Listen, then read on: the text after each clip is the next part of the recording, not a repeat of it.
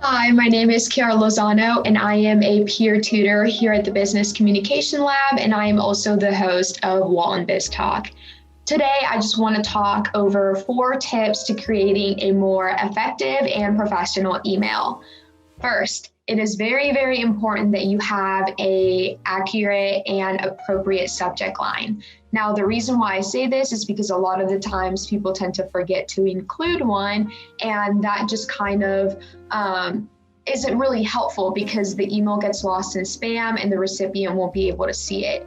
The other thing that I want to say is making sure that you have appropriate keywords so that the email can be seen, the person knows exactly what you're talking about, and that they can effectively respond back to you on that.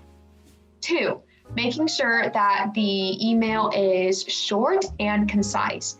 This is super important, making sure that all of the relevant questions that you have are answered and are addressed in the email without going into further detail. Because as we all know, we all receive a lot of emails. So if there's one that's too long, we might not see it or we might skim over it. So it's important to just front load the important information from the very beginning.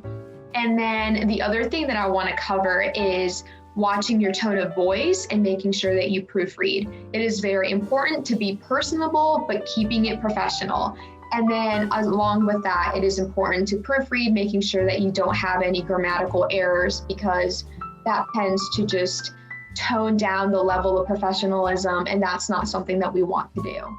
And then lastly, I just want to talk about the importance of including a signature block in your email, because this is what provides the recipient with all of the relevant information about yourself and about the company or your university if you're still a student.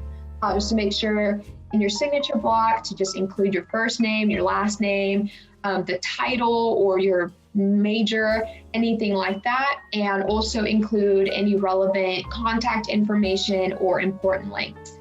Now, I hope that this kind of sets you on the path to having a more professional presence in your email writing. And this has been Behind the Scenes with the BCL, and see you next week.